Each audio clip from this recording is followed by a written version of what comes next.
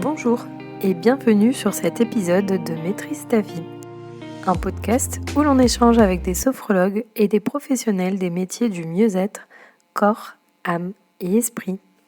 Aujourd'hui, je reçois Sabrina Mati, créatrice de l'application eSophro. Je vous souhaite une bonne écoute. Bonjour Sabrina et Bonjour Dina. merci d'avoir accepté d'échanger avec moi aujourd'hui. Avec grand plaisir. Est-ce que tu pourrais expliquer un petit peu ton parcours jusqu'à la découverte de la sophrologie? Oui, bien sûr. Alors, mon parcours, effectivement, la sophrologie n'est pas venue tout de suite.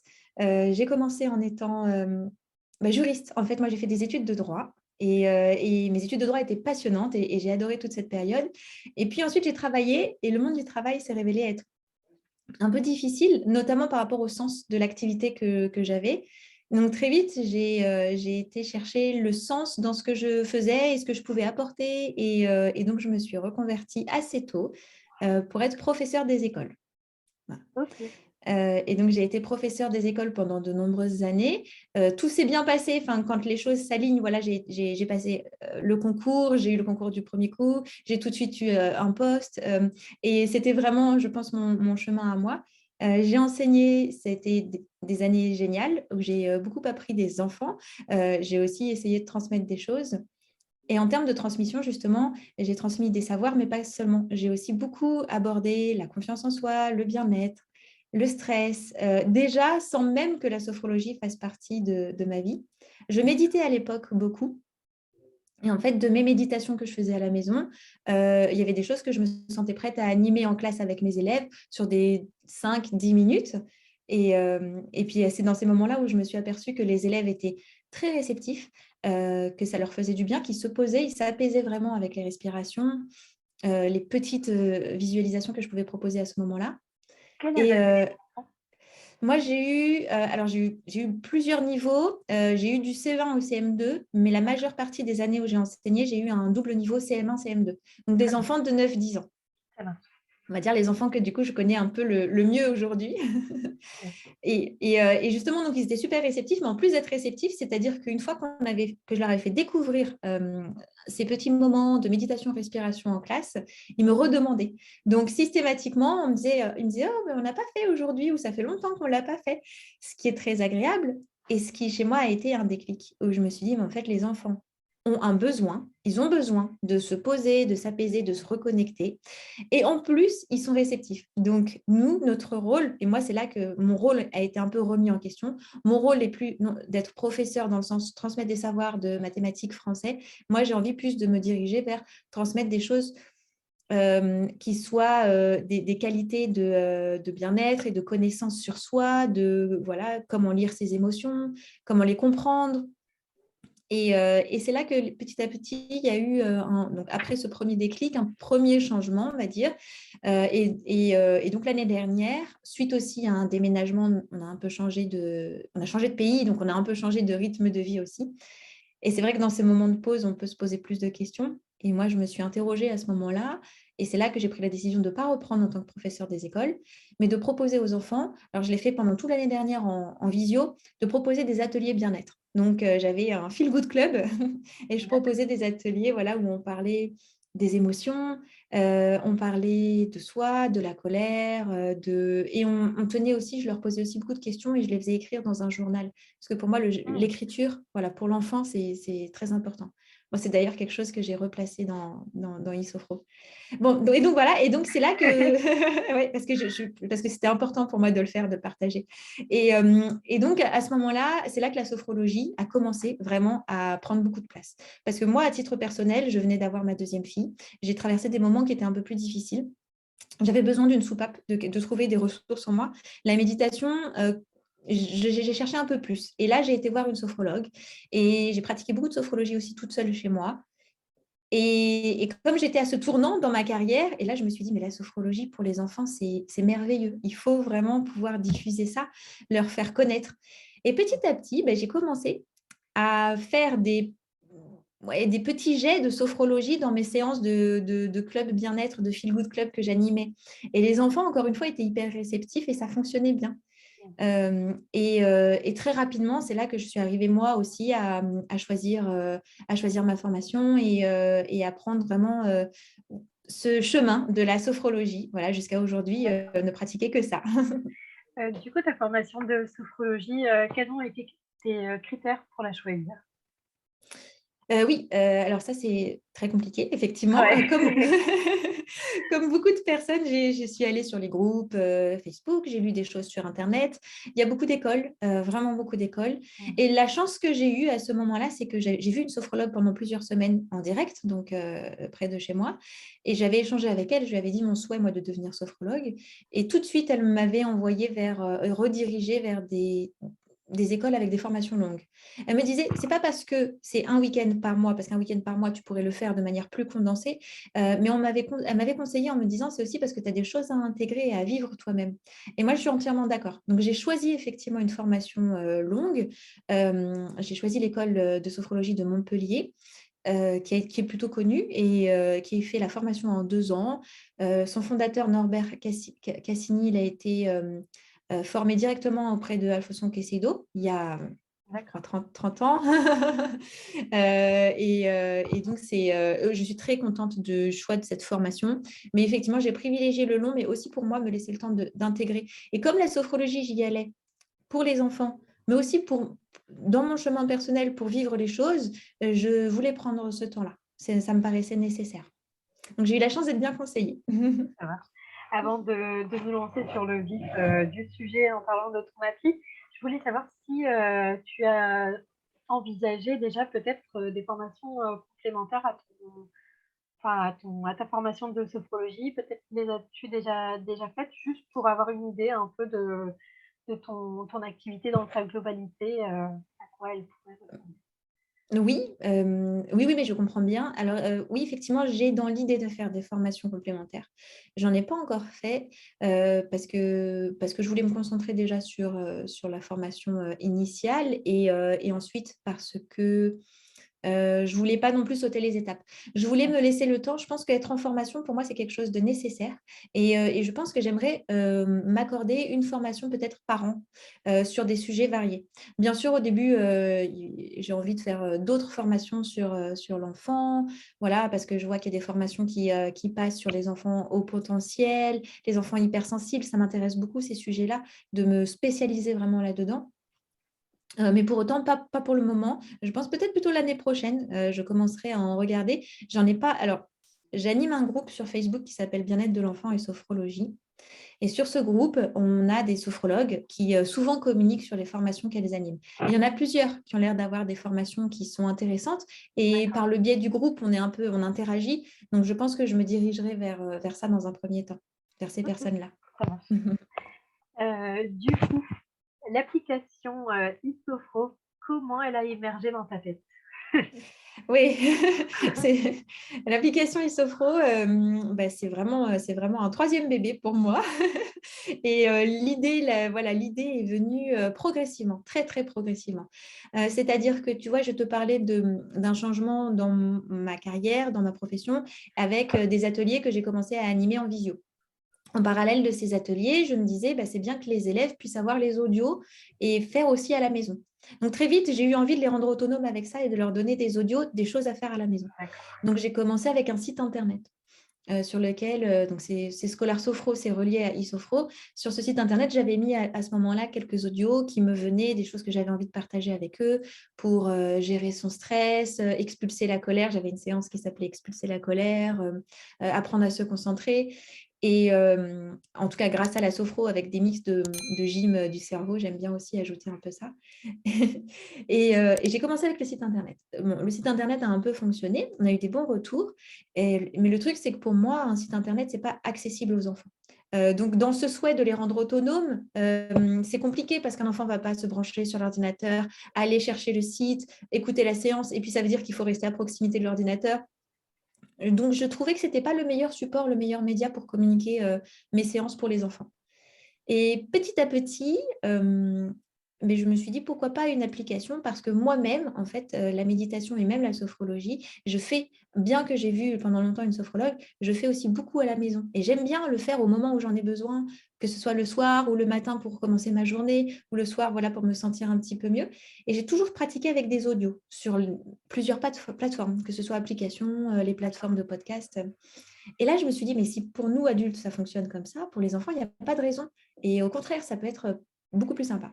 Et donc là, à ce moment-là, j'ai eu, encore une fois, dans mon parcours, j'ai eu un peu de chance parce que mon mari est arrivé à un moment donné où il était entre deux projets. Donc, il a été disponible et on a beaucoup parlé de ce projet. Et honnêtement, je pense que je ne me serais pas lancée complètement toute seule là-dessus parce qu'à un moment donné, il m'a dit bah, OK, je suis disponible, on le fait ensemble. Et heureusement, parce que tout le support et tout le développement d'une application mérite bien d'être à deux au moins. Oui, mais Et d'avoir donc des voilà, connaissances aussi, quoi. Comment ça des t'a fait connaissances. rentrer dans un projet comme ça ça demanderait énormément de temps de connaître déjà l'univers Ah de... oui, oui, mais en fait, on ne se rend pas compte. Je pense que de toute façon, quand on se lance dans un projet, on ne se rend pas toujours compte. Et c'est vrai que là, il y a eu cette idée qui, pour moi, est une bonne idée et qu'elle a sa place aujourd'hui de créer une application avec de la sophrologie pour les enfants, pour leur bien-être, parce qu'il y en a assez peu en réalité des applications de bien-être de l'enfant. Donc pour moi, c'était très important de pouvoir proposer ça, mais je n'aurais pas pu le faire. Je n'ai pas les connaissances derrière. Et même lui n'a pas les connaissances derrière. On est aussi passé par une entreprise, mais il a quand même plus ce côté logique de suivi d'un projet informatique, alors que moi, je me suis vraiment penchée sur les partenariats que je pouvais avoir avec d'autres sophrologues, parce que du coup, sur l'application, il y a pas que des audios de Sabrina Mati, il y a des audios de plusieurs sophrologues, aujourd'hui une quinzaine. Je D'accord. suis hyper contente. Et voilà, j'ai pris ce temps de les contacter, de voir ensemble ce qu'on pouvait faire, ce qu'elles pouvaient apporter à l'application.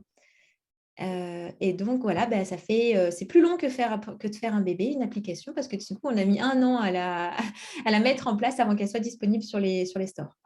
Ça marche. Et du coup, l'application, elle est uniquement axée sur les enfants ou est-ce que les adultes aussi pourraient s'y retrouver? Oui, alors ça, c'est encore une fois quelque chose qui a évolué au fur et à mesure du projet. C'est-à-dire qu'initialement, c'était exclusivement pour les enfants, parce que pour leur donner quelque chose à eux, quelque chose qui leur soit propre.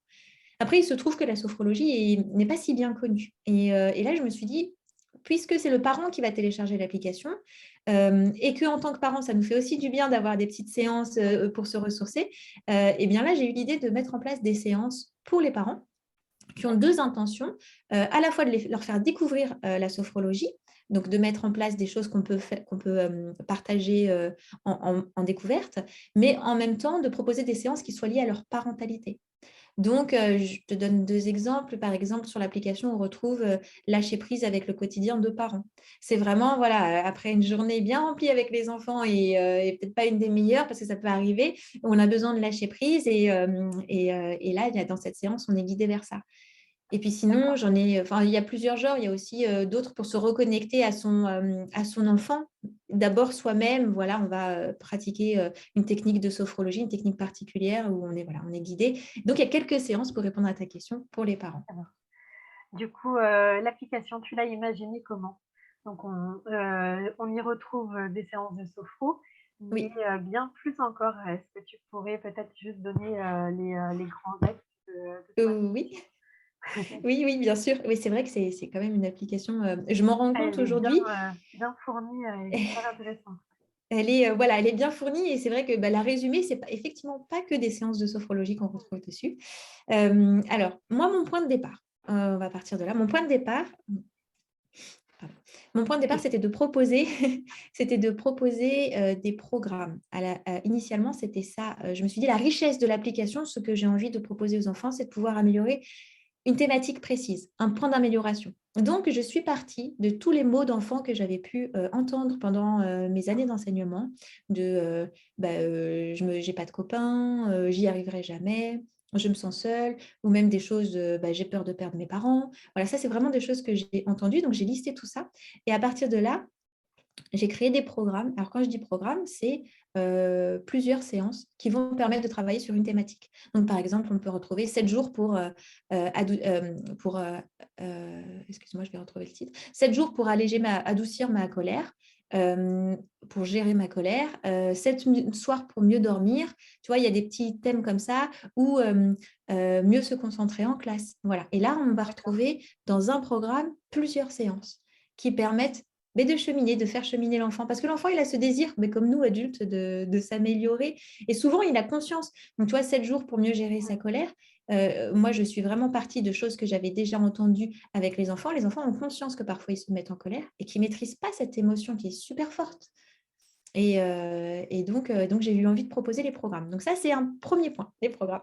Oui, au final, les enfants, c'est nous étant plus petits, quoi, tout simplement. Et on se remet bien aussi en tête que quand on était petit, on avait aussi certaines problématiques.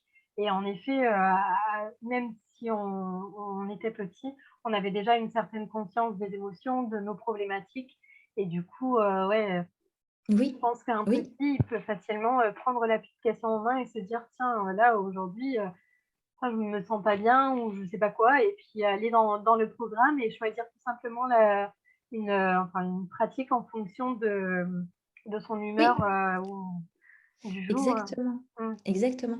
Moi, je rejoins tout à fait ce que tu dis. C'est pour moi, les enfants sont des individus, des adultes futurs en devenir, mais déjà des Mmh. individus et qui ont déjà conscience, de leurs mots et qui ont déjà conscience de parfois pas pouvoir apporter de réponse et ils ont cette frustration. Enfin, moi, il y en a beaucoup pour lesquels j'ai ressenti cette frustration de, oui, je sais que je me mets en colère, mais je ne sais pas quoi faire.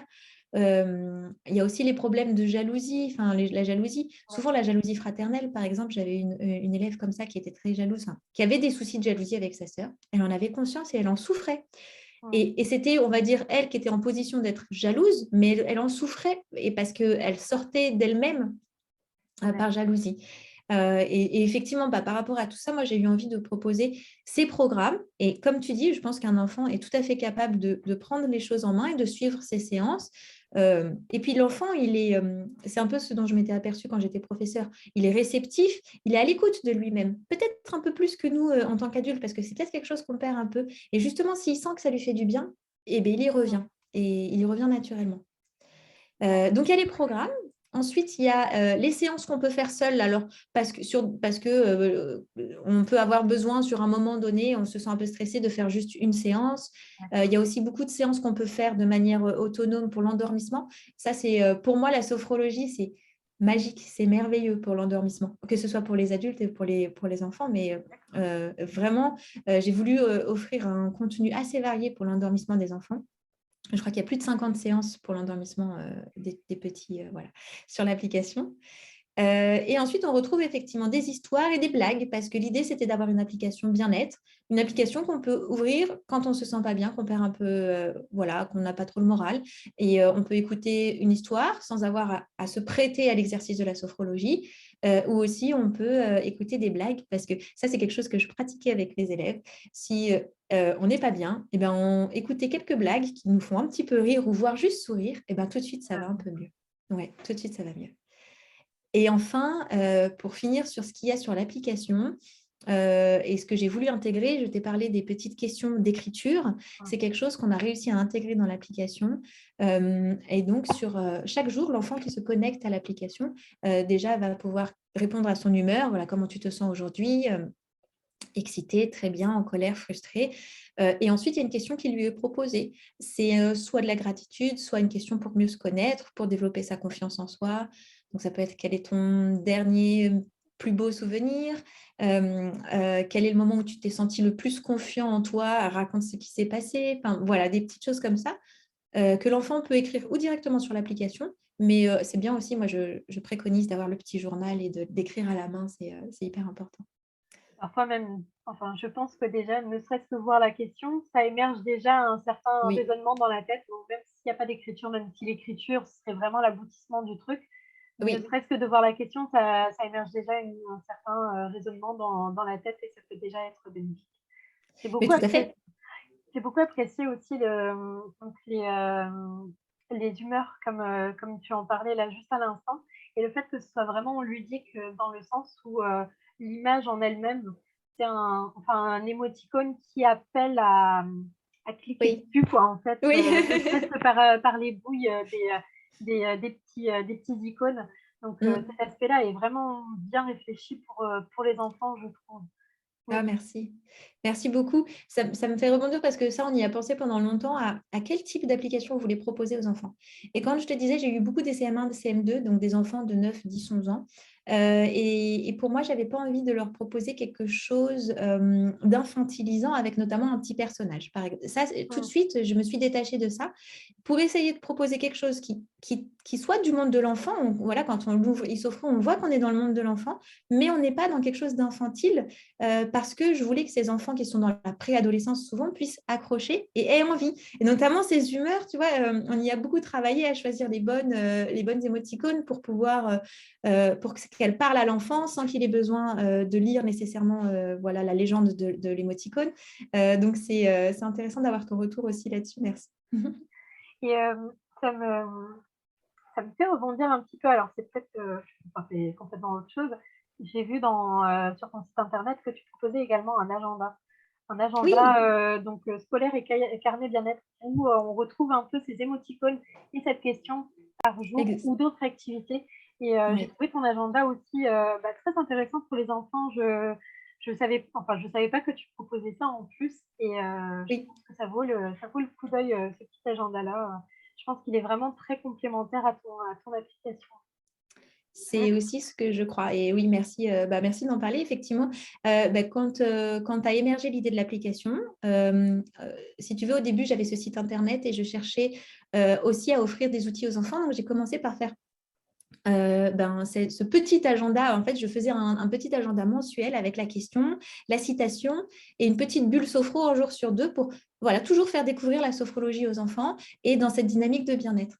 Et cet agenda que je faisais en mensuel, c'était un PDF que les personnes pouvaient télécharger gratuitement et imprimer, je me suis dit, c'est bien. Mais après, j'avais les élèves en contact et puis ils me disaient, oui, mais alors attends, je suis perdue parce qu'une fois qu'on a le PDF, c'est compliqué d'organiser les jours pour eux. Et je me suis dit, encore une fois, c'est une bonne idée et ce n'est pas encore le meilleur outil. Et donc, en parallèle de l'application, eh bien, on a créé, alors je dis on toujours parce que c'est avec mon mari, on a créé cet agenda. Lui, il s'est occupé de tout ce qui est design, on va dire, et puis moi, tout ce qui est contenu de l'agenda, pour pouvoir proposer un agenda qui soit à la fois scolaire, parce que ce n'était pas pour rajouter un énième outil aux enfants, Oui. parce que les enfants ont déjà leur agenda scolaire, donc c'était pour réutiliser quelque chose qu'ils ont déjà dans le cartable, en plus tout le temps avec eux, et y ajouter une petite partie agenda bien-être avec cette question quotidienne, ce baromètre de l'humeur.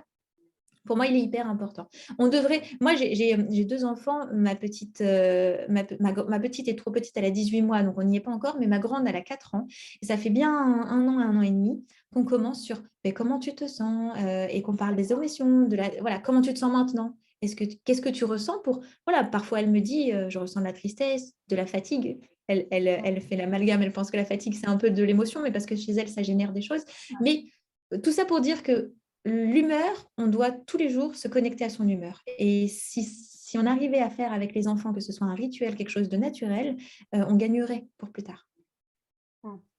Et ouais, du coup, très bonne idée. Enfin, moi, je trouve que c'est vraiment une bonne idée de ne pas alourdir avec un autre carnet, un autre livre, comme on a là. Enfin, je pense qu'en tant Oui, qu'adulte, on va se rajouter des tonnes de carnets, mais pour rien du oui, tout, en fait, alors que tout devrait être dans le même carnet, histoire de ne pas s'alourdir la tâche. Et là, pour les mm, enfants, c'est parfait de pouvoir associer un carnet, enfin un agenda pour tous les jours, plus cette petite note qui vient là. Et qui oui, pareil est toujours aussi ludique que ton application où on a envie de colorier ou d'écrire, mais voilà. sans alourdir la tâche, hein. Donc, Oui, voilà, c'est ça, tu l'as bien génial. Donc, résumé. Oui. je trouvais ça sympa d'en parler parce que j'ai vraiment beaucoup apprécié également. Merci, merci, c'est gentil. On a eu des très bons retours. On l'a fait, c'était pas prévu. On l'a fait un petit peu comme ça avant l'été. On a eu des très bons retours, mais là, on est déjà en train de. Du coup, on va le refaire. Ça nous a donné envie de le refaire pour l'année prochaine. Et on va le refaire. On est en train de le finaliser pour l'avoir un peu plus tôt, pour pouvoir le proposer et que les personnes aient le temps de le connaître, enfin, d'en entendre parler avant la rentrée. Du coup, toi, tu imaginais, cette application, utilisée à quelle fréquence en fait? Enfin, je pense que c'est une fréquence libre, hein, Oui. mais toi, dans ta tête, tu imaginais comment la fréquence d'utilisation? Alors, c'est quand même intéressant ce que tu dis parce que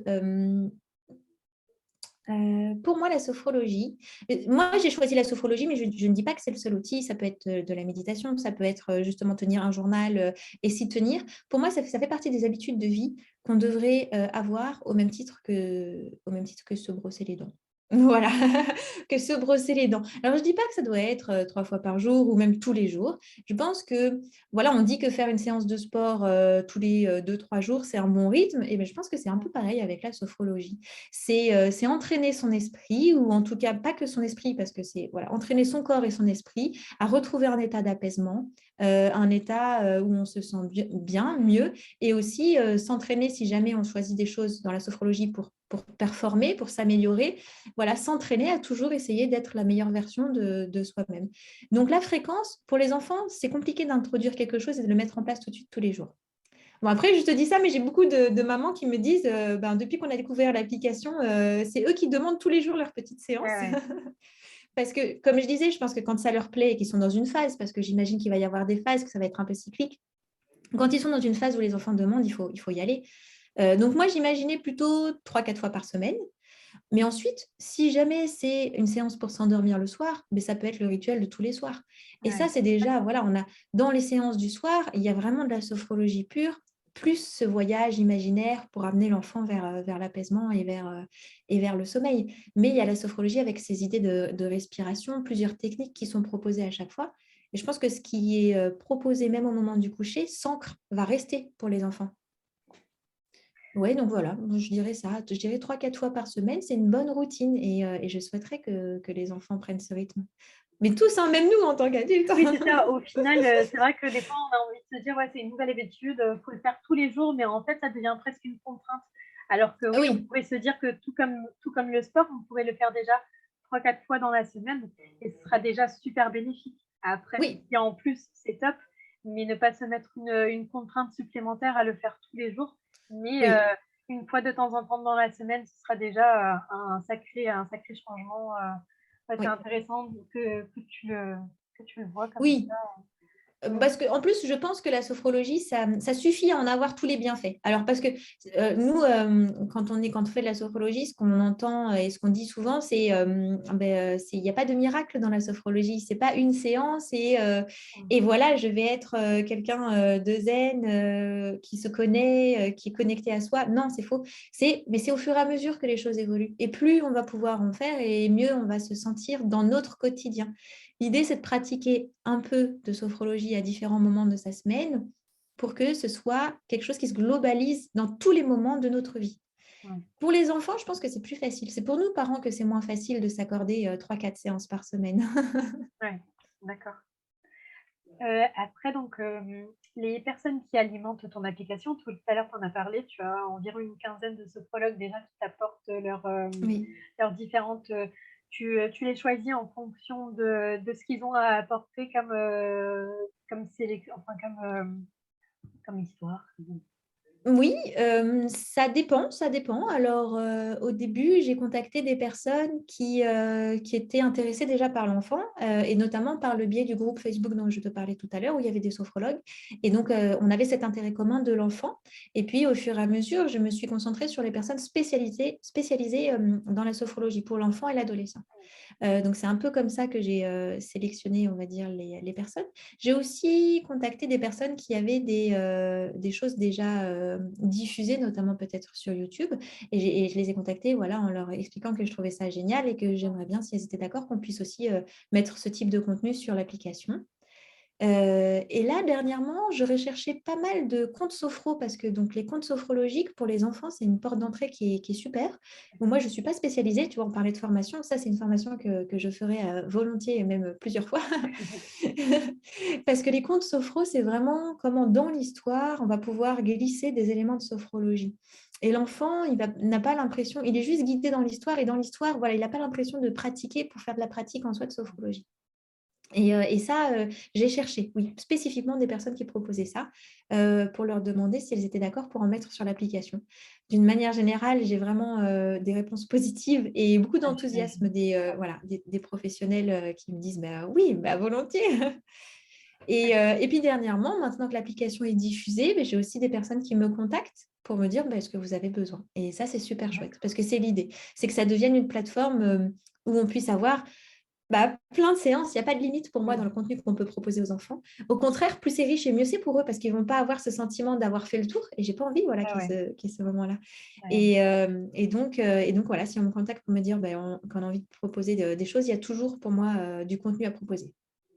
Et puis la richesse des voix aussi, ne pas avoir juste une version d'une voix, mais une histoire racontée par une personne, par une autre, elle va faire émerger certaines émotions ou d'autres en Oui, fonction des gens. Donc c'est super intéressant d'avoir rajouté oui, cette diversité de voix et de techniques dans l'application pour qu'ils puissent vivre un peu de tout et ne pas trouver un peu redondant à arriver à un moment.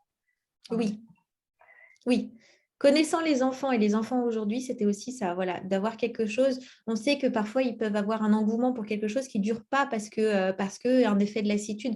Il peut y avoir cet effet de lassitude et il y aura peut-être avec Issophro aussi, mais en tout cas, avant qu'il arrive, il y a quand même du choix, Ouais. de la variété, tant par les voix, par les types de contenu.